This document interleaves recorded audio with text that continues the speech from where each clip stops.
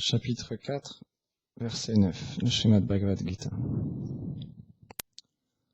Janma karma cha me divyam evam yo veti tadvata chakdva deham puna janma neiti mameti sorjuna. Ô Arjuna, celui qui perçoit la nature de ma naissance et de mes activités transcendantales n'aura plus à reprendre une naissance après avoir quitté ce corps. Il m'atteint certainement. Commentaire. Selon Srila Vishwanath Chakravarti Thakur, le Seigneur énonce ce verset afin d'enseigner comment, par le simple fait de comprendre la nature de l'apparition et des activités de Krishna, une personne devient parfaite. Srila Madhvacharya confirme cela en expliquant que ce verset prouve que la libération complète du monde matériel n'est possible qu'en acceptant ces pures vérités sur le Seigneur suprême, et non qu'elle peut être atteinte à travers une connaissance partielle ou impersonnelle sur Dieu. Srila Ramanujacharya et Srila Madhusudan Sarasvati expliquent que cela est rendu possible car les activités et les apparitions du Seigneur ne sont pas un produit du monde matériel. Par conséquent, elles sont au-delà des influences de ce monde temporaire. Elles sont éternelles et transcendantales, libres de toute imperfection et dualité de ce monde. Tous les résultats d'activités pécheresses qui empêchent une personne d'atteindre le refuge du Seigneur sont complètement détruits par le fait d'accepter le véritable savoir lié aux apparitions et au divertissement du Seigneur. Par ce principe, le Seigneur entre dans le cœur de son dévot. En résultat, il devient lié au Seigneur par un sentiment d'amour exclusif, ce qui implique qu'il atteint le Seigneur sans même avoir à abandonner le corps matériel, et à la fin de cette vie, il atteint pour l'éternité la demeure transcendantale de Krishna. Il n'aura plus jamais à reprendre naissance en ce monde. Dans le Bhagavad Sandarbha, Srila Jiva Goswami explique que ce sujet ne peut être compris ni par la logique, ni par la force des déclarations des Védas et des Smruti, les suppléments des Védas. Il doit être accepté comme étant au-delà de la raison.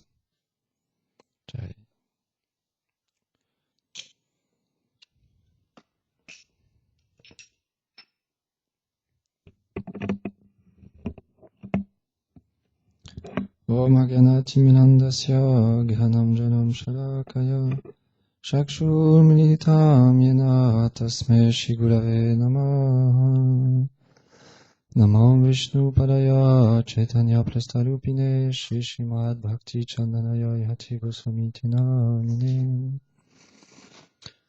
Namo Vishnu Padaya Gauranga Prastarupine Shri Srimad Bhakti Udayave Bhuyaniti Namine Namo Vishnu Padaya Radhikaye Priyatmane Shri Srimad Bhakti Vedanta Narayaniti Namine Namo Vishnu Padaya Krishna Prestaya Bhutale Srimati Bhakti Pragyana Keshavati Namine Namo Vishnu Padaya Ghora Prestaya Bhutale Srimati Bhakti Pramodaya Puri Goswamiti Namine Namo Vishnu Padaya Krishna Prestaya Bhutale Srimati Bhakti Vedanta Swamiti Namine Namo Vishnu Padaya Krishna Prestaya Bhutale Srimati Bhakti Siddhanta Sarasvati Namine Jai Shri Krishna Chaitanya Prabhu Nityananda Shri Advaita Gadadhar Shivasati Gaur Bhaktavrinda Hare Krishna Krishna Krishna Hare Hare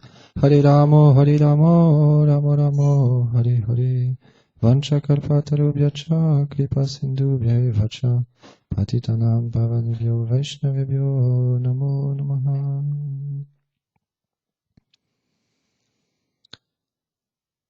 Krishna dans Bhagavad Gita, il explique Aham Sarvasya Prabhavo. Tout émane de lui, tout ce monde dans lequel nous vivons. Pour le Seigneur, il est insignifiant. Toutes les entités vivantes émanent de lui. Il accomplit d'innombrables divertissements. Le Seigneur est illimité. Il a d'innombrables formes, noms, couleurs. Il peut être le plus petit, le plus grand. Il peut véritablement se manifester de tellement de manières. puisqu'il est illimité. Il est la source de toute chose. Tout émane de lui. Et donc, comme l'explique ce verset, quand on comprend que ces divertissements, que ces apparitions sont transcendantales, qui sont au-delà de notre perception, de vouloir comprendre les choses avec notre petit mental, notre intelligence et notre faux ego, alors on entre dans une réalité véritablement au-delà de toute compréhension. Simplement pour comprendre la nature des divertissements du Seigneur, pour comprendre ses activités, ses apparitions, il faut approcher les textes sacrés avec grande humilité, grande profondeur, et approcher ses représentants, les purs dévots du Seigneur. Un principe qui est véritablement important est de comprendre la situation dans laquelle on est, et de comprendre que notre situation est temporaire, que nous ne sommes pas le Créateur, nous ne sommes pas Dieu, nous sommes ses serviteurs. Dans cette relation de serviteur, alors on accepte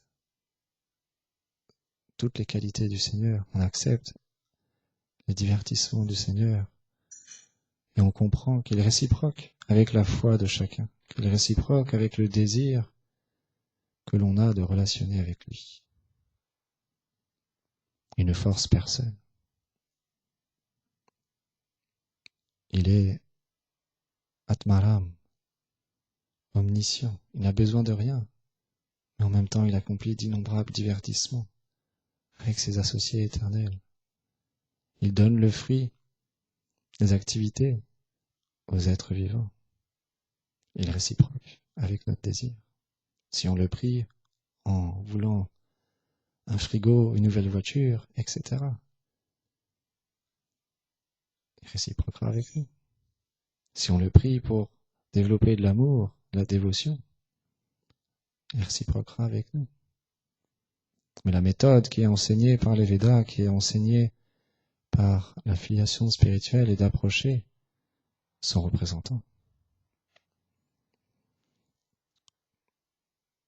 Et parmi notre filiation spirituelle, il y a des très très très grands Vaishnavas, comme Srila Rupa Goswami. Les grands dévots du Seigneur accomplissent ce qu'on appelle le bhajan. Ils sont en méditation constante dans les doux divertissements de Shri Radha et Krishna et de leurs associés. Ils chantent continuellement le Saint-Nom.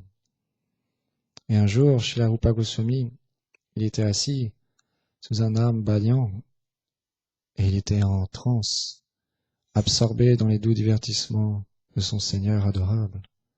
Et dans sa méditation, il s'est remémoré les divertissements de Krishna et Balaram avec tous les pâtres. Et il s'est mis à rigoler. Il rigolait. Et au même moment, un autre Vaishnava, lui aussi très qualifié, très avancé dans la vie spirituelle, mais pas au même niveau que Rupa Goswami. Un niveau inférieur, mais quand même véritablement sincère et qualifié. Au moment où il est arrivé, il a vu chez la Rupa Goswami rigoler de cette manière-là, et il pensait que c'était à cause de lui.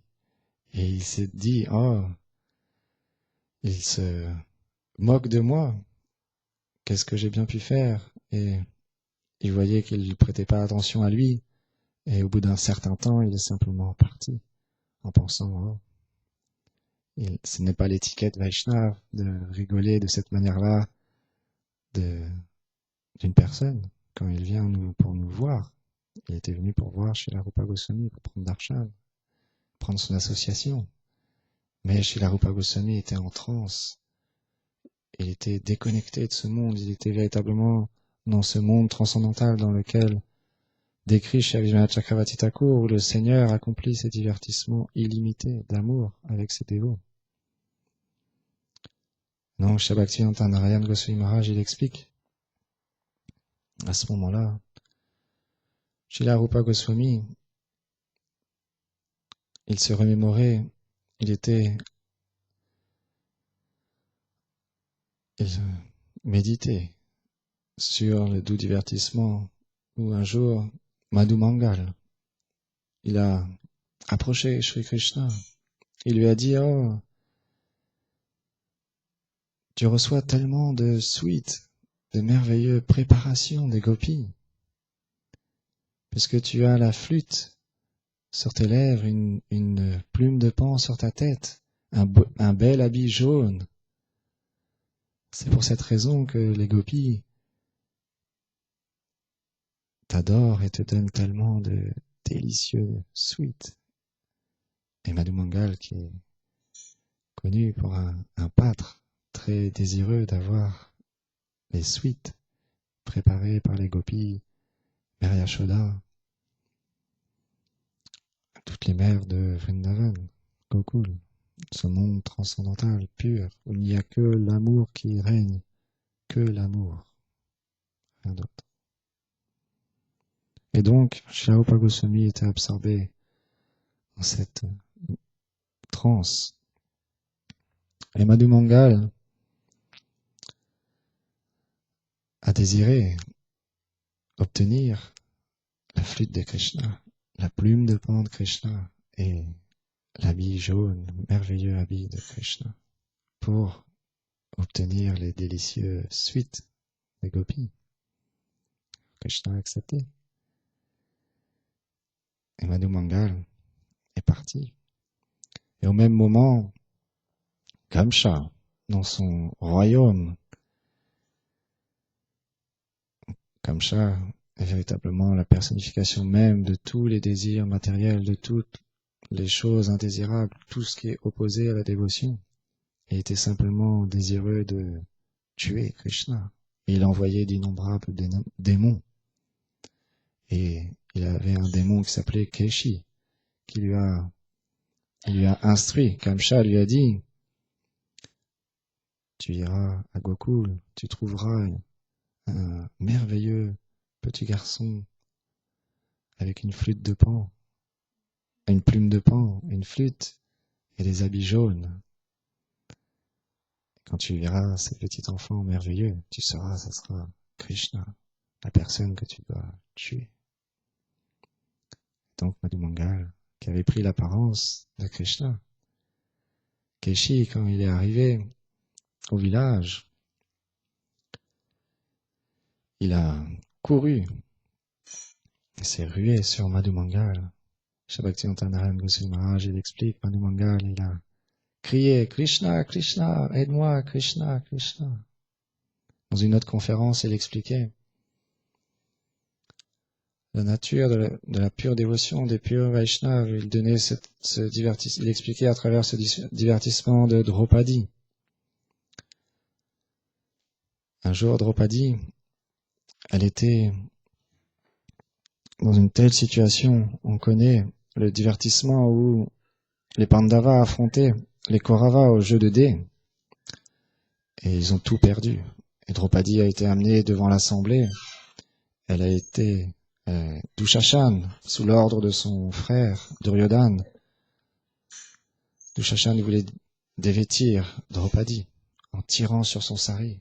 Et Draupadi, grande dévote du Seigneur, elle résistait, alors que Dushashan avait la force de 16 000 éléphants.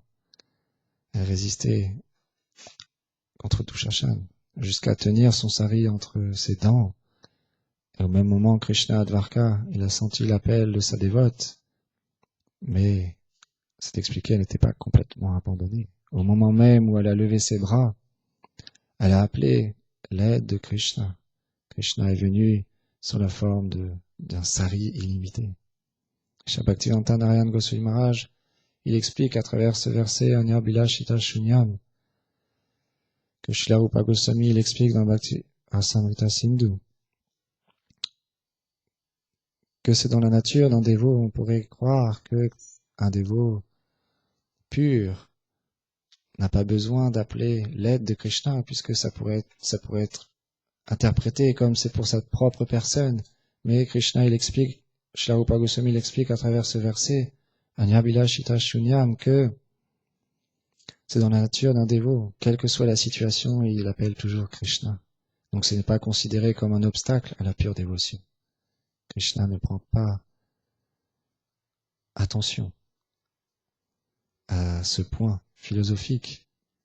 Même dans les moments difficiles, dans les moments où on est complètement face à la mort ou face à une situation terrible, c'est naturel pour un dévot du Seigneur de prendre refuge en Krishna. Et ce n'est pas un obstacle à la pure dévotion. C'est ce qu'expliquent les grands Vaishnavas comme Srila Bhaktivedanta Narayana Goswami Maharaj à travers ce verset de Srila Rupa Goswami. Et donc, Madhu Mangal a été sauvé par Krishna. Bien sûr, c'est un divertissement. Il faut comprendre, tous les associés du Seigneur Krishna ont des pouvoirs illimités. Ils ont une capacité à servir Krishna d'une manière illimitée, pure, simplement dans le désir de servir leur bien-aimé Krishna, dans la douceur et l'amour. Et donc, chez Rupa Goswami, à ce moment-là, où Madhu Mangal avait l'apparence de Krishna, il rigolait dans sa méditation, il rigolait dans sa transe. Et chez Bhaktivedanta Narayana Goswami Maharaj, il explique que chez Rupa Goswami, dans sa méditation, dans son chant, il a perçu qu'il y avait quelque chose qui s'était passé en revenant dans ce monde matériel. Il avait vu qu'il y avait quelque chose qui s'était passé. Alors il a approché son frère aîné, Sanatana Goswami, qu'il considérait comme son maître spirituel, et il lui a demandé de faire la requête à Srila Jiva Goswami, un des 6 Goswami, des associés éternels de Nitai Gauranga, de Radha Krishna, d'organiser un festival, d'inviter tous les Vaishnavas à venir honorer le Prashadam. Donc Jiva Goswami, sous l'ordre de Rupa Goswami et de Sanatana Goswami, il a invité tous les Vaishnavas en leur disant, venez, Rupa et Sanatana Goswami vous invitent à honorer le Prashadam. Venez honorer leur requête. Tous sont venus, sauf un. Le Vaishnava en question, qui était parti en voyant les rires de Rupa Goswami. Il a dit, Jiva Goswami, je ne peux pas accepter. Chez Rupa Goswami, il ne suit pas l'étiquette Vaishnava. Alors, quand Jiva Goswami est revenu voir chez Rupa Goswami, Sanatana Goswami, en lui expliquant que ce Vaishnava-là ne venait pas, chez Rupa Goswami, dans son humilité, Jai Shishinita, Vijamba, Shishinanda, Shigopal, Shishinada.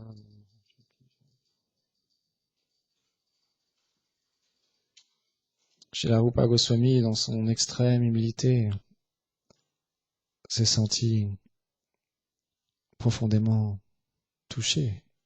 Avec les mains jointes, il s'est rendu auprès de ce Vaishnava. Il lui a dit, pardonne-moi, quelle que soit l'offense que je t'ai commis, j'ai dû faire une offense pour que tu ne puisses venir à mon invitation. S'il te plaît, pardonne-moi. Alors, Srila Rupa Goswami n'était pas au courant de la raison. Alors le Vaishnava lui a expliqué pourquoi. Il lui a décrit, voilà, je me suis senti offensé, que tu aies rigolé de moi, je n'ai pas compris pourquoi, et je suis parti. En voyant que tu prêtais pas attention, j'étais venu pour te voir, pour m'enquérir auprès de toi, et je n'ai pas pu être comblé. Alors, Srila Rupa Goswami, il a compris, et il lui a expliqué lui-même la raison des rires. Il lui a expliqué qu'il était absorbé dans ses divertissements, et qu'il a commencé à rigoler, et que ça n'avait rien à voir avec lui. Alors le Vaishnava lui-même a dit, oh, c'est moi qui ai commis une grande offense à tes pieds pareils de lotus. Et il s'est excusé profondément, il se sentait coupable d'avoir commis une offense envers un grand Vaishnava. Alors, Shri Sanatana Goswami a simplement dit, vous devriez vous serrer dans les bras l'un contre l'autre et chanter les gloires de Gauranga, Gauranga, Haribol. Bhaktivedanta Narayana Goswami Maharaj, il explique, les échanges entre Vaishnavas nous montrent à quel point il est important d'honorer les Vaishnavas. Il explique, si on veut progresser dans la vie dévotionnelle, quelqu'un qui ne le désire pas progresser dans sa vie spirituelle, il n'est pas apte à honorer les Vaishnavas. Il a foi dans la déité, il a foi dans sa propre dévotion, mais il honore peu les Vaishnavas. Le symptôme de quelqu'un qui désire progresser, de quelqu'un qui est sur la véritable voie de la pure dévotion, il prend association du Harikatha à travers les grands Vaishnavas, à travers les écritures, à travers le chant du Mahamantra, et il les honore, et il désire de plus en plus être dans leur association. Il donne un exemple en rapport avec un autre divertissement de Denukasura, l'âne. Et donc il explique, dans ce monde, quelqu'un qui ne désire pas pratiquer une vie spirituelle, il est comme un âne. Il porte tellement de vêtements. Il explique en Inde, les ânes, ils vont dans les Himalayas, ils gravitent les montagnes, et les hommes ils gravissent les montagnes. Donc les hommes les engagent à porter les vêtements, à porter d'innombrables fruits, et les ânes, ils portent, mais ils goûtent rien. Ils ne peuvent pas mettre les habits, ils ne peuvent pas goûter les fruits qu'ils portent, simplement ils ont de l'herbe sèche.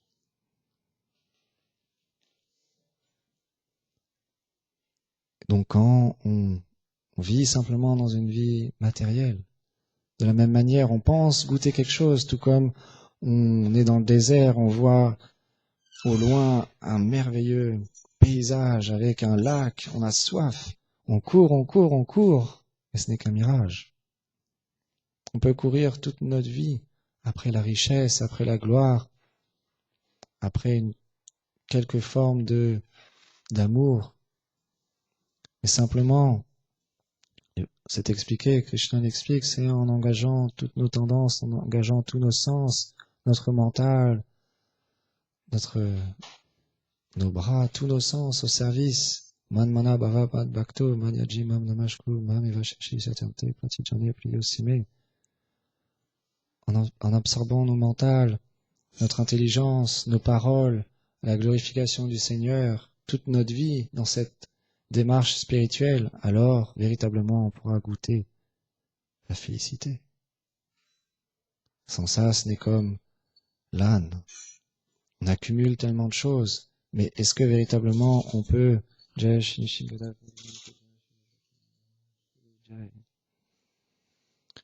goûter véritablement un amour pur à travers ces choses matérielles? Non, puisqu'on veut simplement prendre plaisir pour nous. Et l'âme est faite pour donner du plaisir à Krishna. Donc les Vaishnavas nous expliquent Sadhu Sangha, l'association avec les saints, puisque eux-mêmes ont connaissance des doux divertissements de Shri Radha et Krishna, du Seigneur adorable. Ils ont connaissance de ses apparitions. Aujourd'hui, on a honoré ce matin l'apparition de Srila Radhadev, divertissement où Jai Vijay ont été maudits de reprendre naissance en tant que démons dans ce monde. Et ils ont pris naissance en tant qu'Hiranyaksha et Hiranyakashipu. Hiranyakashipu est sorti en premier de sa mère Diti. Hiranyaksha en second. Il était donc l'aîné. Hiranyakashipu avait toujours une révérence et une aptitude à servir son frère aîné. Hiranyaksha avait accumulé de grands pouvoirs. Il voulait se défier avec tous les devas. Mais Varuna a expliqué qu'il n'avait pas la possibilité de se mesurer avec lui. Il avait accumulé une force tellement puissante. Et donc Brahma, dans sa méditation, dans sa prière, au Seigneur Vishnu, il a demandé de l'aide, et Krishna, sous la forme de Baladev, sous la forme de sanglier, est sorti de la narine de Brahma pour venir se battre avec Hiranyaksha pour sauver la planète qui était sous les eaux par le pouvoir d'Hiranyaksha, pour ramener la planète et tuer ce grand démon Hiranyaksha. Krishna a pris la forme d'un sanglier. Donc les doux divertissements du Seigneur sont illimités. Les apparitions sont illimitées, innombrables. Divertissements sont racontés dans les textes sacrés. Donc un grand combat a eu lieu, et bien sûr, Krishna a été victorieux. Donc comprendre que par notre propre intelligence, par notre propre compréhension des choses, on va percevoir simplement un certain aspect du Seigneur. Mais si on désire véritablement comprendre l'aspect le plus sublime, le plus merveilleux, empli de douceur, sa forme originelle, Tribhanga, Shyamasundar, alors on doit approcher les grands Vaishnavas qui ont réalisé tous les divertissements du Seigneur, qui ont réalisé tous les tattvas, les points philosophiques, qui ont connaissance, qui ont le Sambandhagyan dans leur cœur, qui ont connaissance de leur réalité transcendantale, qui ont connaissance de leur soi véritable. Et pour ça, il y a un processus. On peut donner un exemple. Si on est un funambule, on pratique le funambulisme, à marcher sur un fil à 20-30 mètres d'altitude. Il y a un fil vraiment bien tendu et bien droit. Si on peut regarder les images sur Internet, c'est quelque chose de très impressionnant. Vous voyez quelqu'un marcher avec le vide à droite, à gauche, simplement se concentrer sur un point et marcher sur ce fil. Ça demande une précision et un sang-froid véritable, une pratique.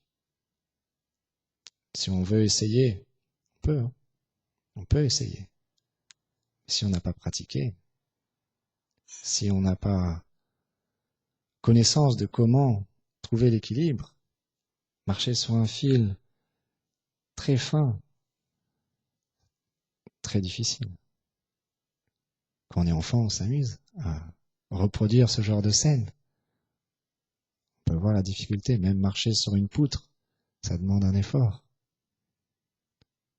Donc, simplement, en comprenant qu'il y a une ligne de conduite, en comprenant qu'il y a un processus pour atteindre le but, comme un funambulisme, marcher d'un point à un autre en marchant sur un fil,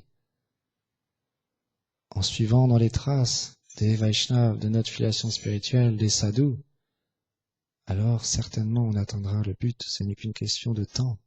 Simplement, il faut abdiquer véritablement les instructions, les enseignements, la méthode qui est donnée.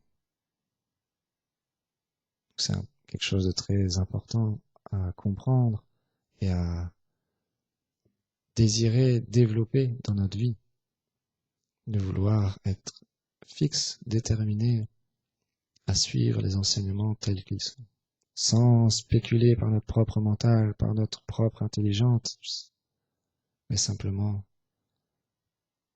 fixe.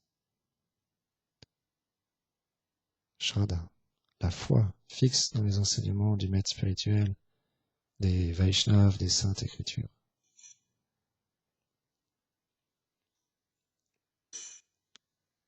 Go Premanande Hari Bol.